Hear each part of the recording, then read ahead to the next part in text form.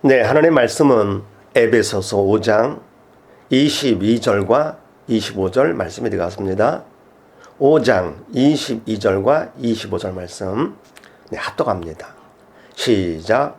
아내들이여 자기 남편에게 복종하기를 주께 하듯 하라. 25절 남편들아 아내 사랑하기를 그리스도께서 교회를 사랑하시고 위하여 자신을 주심같이 하라. 아멘. 네, 교재를 봅니다. 컨시번 대인관계, 1번 부부관계. 우리가 부부로 만나는 거 인간 생각과 계획대로 되는 것이 아닙니다. 하나님께서 아담과 하와를 만나게 하신 것처럼 하나님이 부부로 만나게 해주시는 것입니다. 더불어 우리가 부부가 되는 것은 행복하게 살려고 그러는 것이죠. 그런데 한계가 있습니다. 그러나 하나님께서는 우리보다 더 원하시면서 전능하신 분이기 때문에 얼마든지 부부로 만나게 하신 하나님께서 행복하게 살도록 하실 수가 있으십니다. 왜냐? 하나님은 복의 근원 되시기 때문에 그렇죠. 자, 그럼 하나님께서는 어떤 계획과 뜻이 있는가? 한번 가본을 보십시다. 합동 시작. 하나님 뜻. 부부관계는 믿음 받는 수단, 대신관계, 부부관계, 남편은 아내, 대물관계. 아멘. 네, 하나님의 뜻은 부부관계는 믿음 받는 수단으로 하라 그런 얘기입니다. 부부관계를 믿음 받는 수단으로 살아라. 그러면 하나님께서 행복을 책임져 주신다 그런 말씀이죠. 왜 그렇습니까? 믿음이 없으면 영이 죽은 자 사단에 쓰죠. 사단은 절대로 우리가 행복하게 사는 거 원치 않습니다. 왜요? 사단 뜻은 살지 말고 죽어라 되기 때문에 빨리 죽는 것이 사단의 뜻이죠. 믿음이 있어야 영이 산 자 하나님께서 쓰십니다. 영이 산 것만큼 믿음 있는 것만큼 하나님께서 일을 하시는 것이죠. 그래서 하나님 뜻대로 믿음을 먼저 하게 되면 하나님께서 역사하사 행복한 부부로 만들어 주시는 것입니다. 원래 2차원 그림자는 3차원의 지배를 받는다 그랬습니다. 또 3차원 6의 세계는 보이진 않지만 4차원 영의 세계를 지배를 받는다 그랬죠.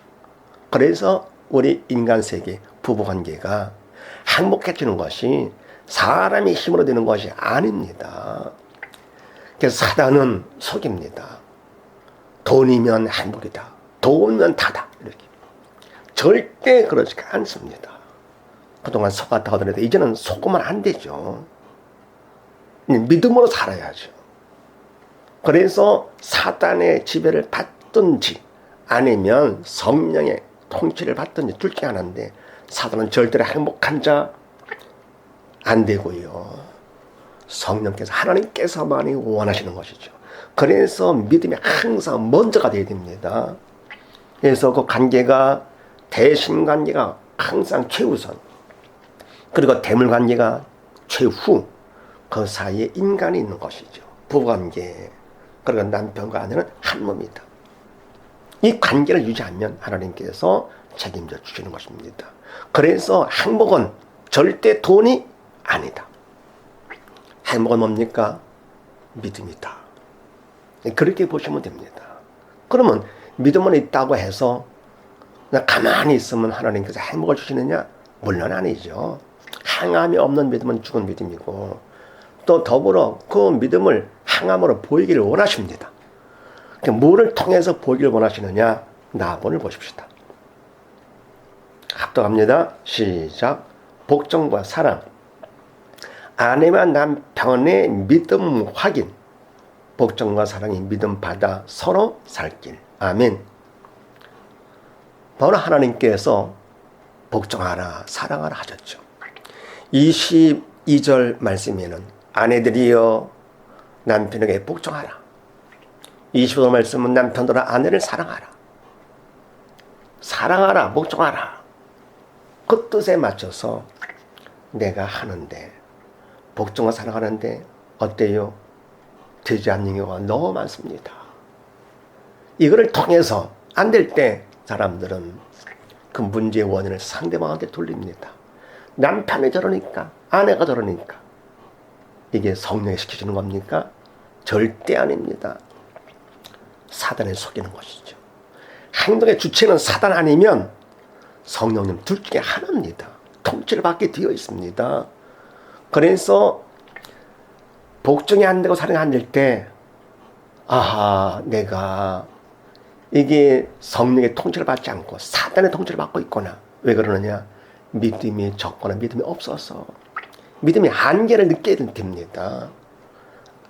복종과 사랑이 안 될 때 절대 상대방한테 책임 묻지 말고 나를 찾습니다. 아, 내 믿음이 부족하구나. 그걸 알고 어떡합니까? 하나님 앞에 기도하는 거죠. 하나님, 감당할 수 있는 믿음 주시옵소서.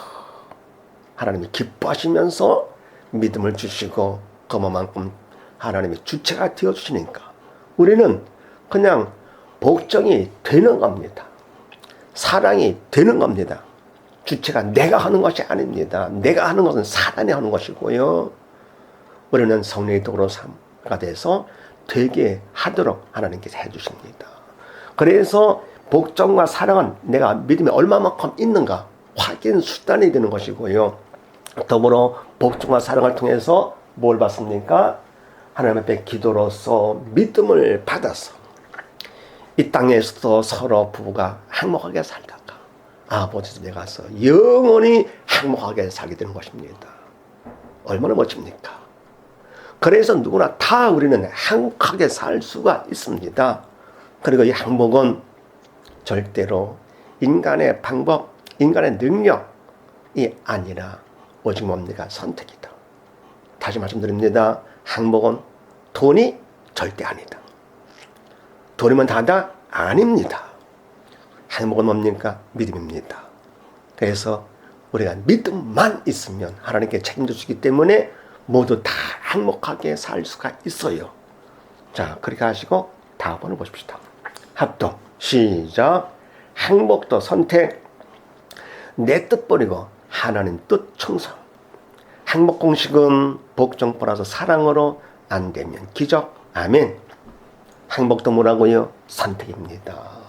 뭘 선택합니까? 믿음 쪽인데 믿음 쪽을 우리가 택하기 위해서 내 뜻을 버려야 됩니다. 내 뜻, 인간의 뜻은 결국은 사단의 뜻이고 그래서 사단의 시키는 대로 하지 말라 그러는 겁니다. 인간 뜻대로 사단의 시키는 대로 할 것 같으면 절대로 불행만 찾아오지 행복은 없습니다. 그리고 선택, 하나님의 뜻을 선택을 하라. 네. 어떻게 해요? 복종, 사랑을 통해서 하나님 앞에 기도하는 것이죠. 내가 최선을 다하면서 기도로서 도움을 청하면 하나님의 도움 플러스 최선의 충성이라 그랬습니다. 왜 충성하느냐? 받은 바 은혜와 사랑 때문에 감사해서 하게 되면 하나님께서 그만큼 충성만큼 뭘 주신다고요? 믿음을 주신다 그랬습니다. 믿음을 주시고 그만큼 하나님이 책임져 주시는 것이죠. 복종이 되게 사랑이 되게. 그래서 행복 공식은 뭐냐? 복종 플러스 사랑이다. 원래 행복은 돈으로 사는 것도 아니고 부모한테 물려받는 것도 아니고 둘이 만들어가는 건데 바로 하나님의 사랑과 믿음 안에서 둘이 만들어가는 것이죠. 그래서 충성만 하면 선택을 잘해가지고 하나님 또 선택해서 충성만 하면 하나님께서 결론 행복하게 해주시는데 이 땅에 뿐만 아니라 영원의 행복. 그래서 행복 공식은 복종 플러스 사랑이다. 그리고 믿음만 있으면 되기 때문에 아주 간단하고요. 또 쉽습니다. 전능하신 하나님께서 해주시기 때문에 그로 안 되면 뭡니까? 기적이다. 그래서 우리 모두 다 행복해질 수 있다는 사실을 확실히 아시고 인간의 방법 버리시고 내 뜻 버리고 사단에 시키는 대로 하지 마시고 네. 세상 방법으로 하지 마시고 하나님 뜻을 선택을 해서 믿음을 받아서 하나님께서 책임져 주사 모두 다 행복한 사람 다 되십시다. 감사합니다.